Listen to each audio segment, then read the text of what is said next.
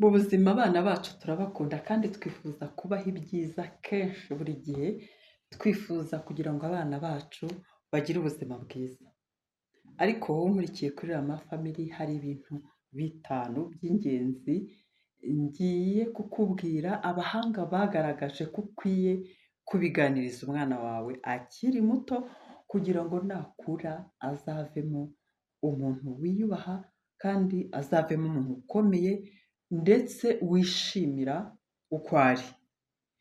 Niba warakoze subscribe ndagushimiye kandi ndabizi neza hari ibiganiro byinshi bitandukanye byagiye bitambuka, ngira ngo wanakwinjira kuri Rama Family ukareba n'ibiganiro bindi byigisha bitanga inama n'impuguro byagiye bitambuka kuri Rama Family. Icya mbere ni ukwiyakira no gukunda uwo ari we. Ni byiza ko umwana amenya ko afite agaciro, ni ukuri ko ari ingenzi kandi ko mu buryo bwose agomba kwiyakira akakira uko ari, akakira uwo ari we. Ni ngombwa, ni ukuri, kugira ngo umwana akurane confidence, yiyakire uko ari nta kibazo. Icya kabiri ugomba kuganiriza umwana ni ukumubwira ko agomba guharanira gukora ibyiza. Uko mureba abantu bose batuye ku isi, burya buri wese yifuza ibyiza. N'abakora bibi bifuza ibyiza kuko nta na rimwe bajya bifuza ko babakorera bibi. Bityo rero wowe umwana we mubwire hakiri kare ko agomba guharanira gukora ibyiza. Ni ukubiharanira ntabwo byizana. Gukora neza no gukora ibyiza uzamubwire ko bizatuma ashyikira intego ze, akagera kuri byinshi yifuza bikamutera ishema, kandi ukamubwira ko kugira umutima w'urukundo ariyo ntambwe ya mbere izatuma agera kure. Icya gatatu ugomba kujya ubwira umwana wawe ni ukwiga kwihangana no kwitanga.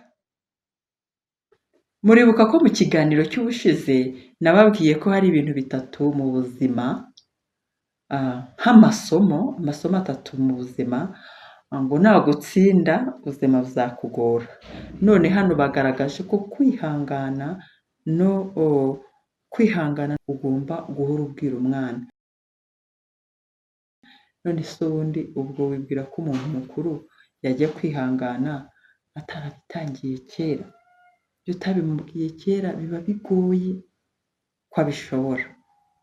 Ugomba rero kubimuganirizaho cyane, ukamubwira uti mu buzima habaho ibihe byiza ariko hakaba n'ibihe bigoye.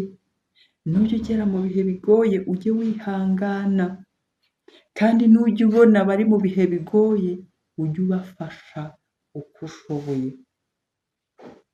Ngicyo ikintu cya gatatu ugomba kujya uganiriza umwana wawe.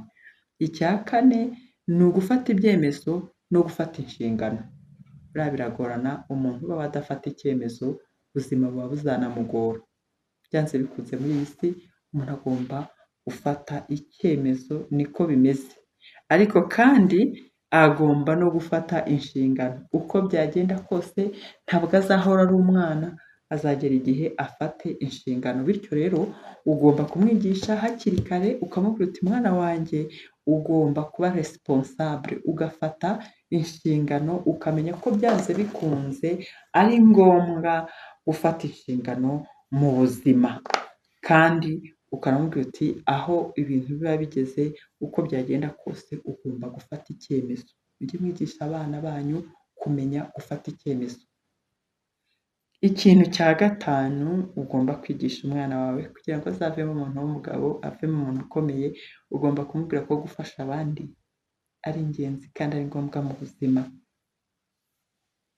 Gufasha abandi no kugira uruhare mu muryango, ibyo ngibyo ugomba kubimutoza no kumubwira kenshi gashoboka akiri mutoya. Kandi aba bana barabyumva kandi birabafasha. Uko tubibabwira kenshi birabafasha, birabubaka. Muribuka ikiganiro nigeze gukora cyavugaga ngo uburozi ababyeyi baha abana babo batabizi ariko aha ngaha batweretse ibintu bitanu ugomba kuganiriza umwana wawe akazavamo umuntu ukomeye, akazavamo umuntu w'umugabo. Ibi byose bizafasha umwana wawe gukura afite intego, wubaha abandi kandi witeguye guhangana n'ibigeragezo mu buzima bwe.